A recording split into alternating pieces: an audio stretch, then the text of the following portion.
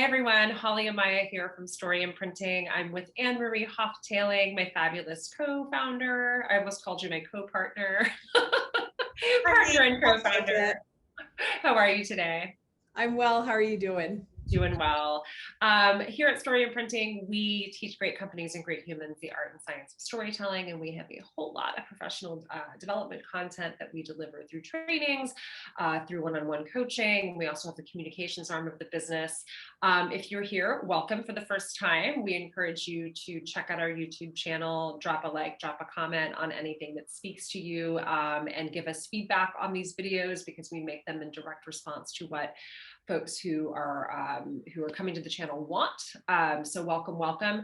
Today, Anne-Marie, I want to talk to you about continuing legal education. It is such a sexy topic. Hello, holler if you hear me.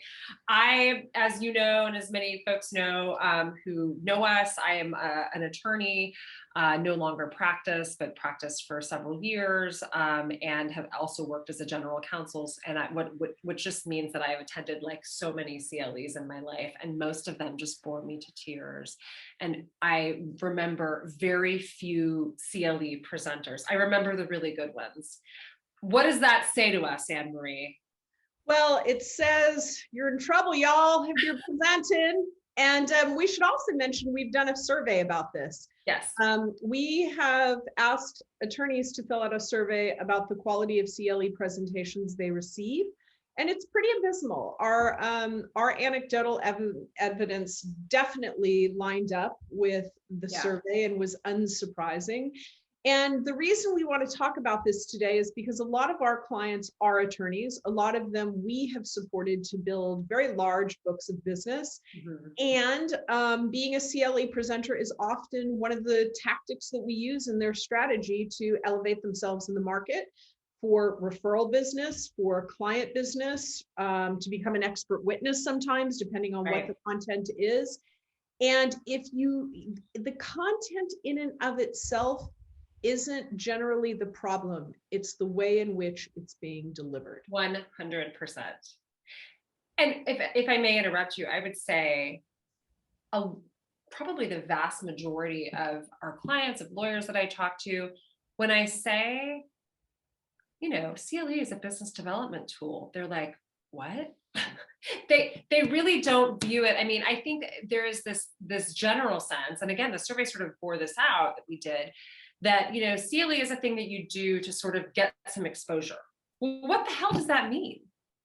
Yeah, exposure is for business development. I mean, presumably you're not delivering a CLE because you have nothing to do on a Wednesday, right? I mean, otherwise, like, why are you doing it? I mean, are you really doing it just to get double the credit or something? Probably not. I mean, maybe some people are, but most people are doing it as a marketing and business development tool. That's why they're doing it. I mean, there's no really other reason to be doing it other than that. And again, you get extra credit in some states. I don't know about all states, but I think that if that's the case, then merely reporting information isn't going, the exposure it's going to garner you isn't going to be valuable, frankly. Right. Exactly. So we're really focused on, we're developing this program for lawyers to teach them how to be better CLE presenters, power presenters, and to really, have all the tools that they need to kind of really correctly view CLEs as the business development opportunity that they are. I mean, I will tell you, we participated in a large global law firm's CLE extravaganza that they do at the end of every CLE year here in California for their clients across the state. Very large companies, GCs, are going to this thing, and we were, among the highest rated, and people said like, oh my God, I actually stopped what I was doing and I was listening to your presentation. And that's not because, our content is great. Obviously, I think that, and I know that, but it is the way that we engage with the audience, right? And even when we're talking about really dry subject matter, I think that's like a piece of pushback that we've gotten forgotten before. Well, you know, environmental law, CERCLA or whatever is so dry. Well, yes, but there are stories, right, that are behind every case, every piece of litigation, every regulatory scheme. Like, tell those stories. What stories do you have to sort of breathe some life into this dry subject matter? That's what people remember, right? And like I said, I mean, I have been to so many CLEs, I can count on maybe one hand the ones that I remember. And it was not, I mean, I couldn't even tell you what they were about. I remember the strength of the presenters. And what's interesting too, I mean, I don't know if this has been your experience, some of the best trial lawyers I know, like they give CLEs and it's like, it's totally, it's almost like not the same person. Have you had that experience where you think like, I think what's happened is there's this way in which everybody's doing it and everybody's repeating it, not because it's good, but that's just what they've seen. right? So there's a lot of slides with statutes on them. Oh, a slide with a statute. Put it on a handout. There tend Free to tip. be way too many slides. So it's not unusual in a 90-minute session. True story. I've seen people with as many as 80 slides. 75 slides, 60 slides. This is obscene. And most of what you're doing can be Googled. You're not, and the question we always ask is when you do that, when you put a statute up there, are you planning to read it? Are you expecting your audience to read it? What are you doing? And typically no one can even answer that, because which speaks to the fact that these are poorly designed. There's no intelligent, thoughtful design effort going into this. So what I would say is you really need to radically reimagine the way in which you're designing these presentations to fit the goals of these presentations. It's terrible presenting and having people bored out of their mind and disconnected.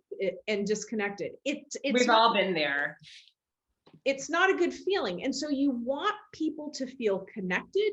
You want people to extract something out of it and see you as an expert and someone who is thoughtful.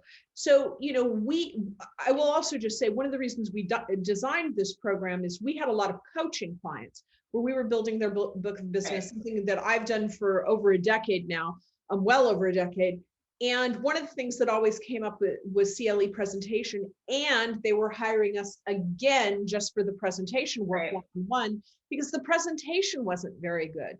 So there was still this other level of something to do. So it was our idea that we really needed to make this accessible to anyone who wants to present for CLE. Yes, and if you're interested in this program, you can message us, you can drop a comment here, you can also just email Holly@storyimprinting.com, and I'm happy to hook you in with more information about this. But you know, I feel very strongly, it's like, let's humanize these CLEs, folks. They don't have to be boring. You should not be putting people to sleep. Quite the contrary. This is a great conversion tool. And, you know, the art of conversion is not something you ever learn in law school. I don't care where you went. So we feel very strongly that this is a program that's much needed in the marketplace, and we're excited to launch it. So drop a comment, drop a like, follow us. The YouTube gods smile on us when you do that, and we love it. We ring a little bell about it. So we want to hear your feedback. And Anne Marie, I hope you have a wonderful day. Thank you. You too. See you next time. Bye.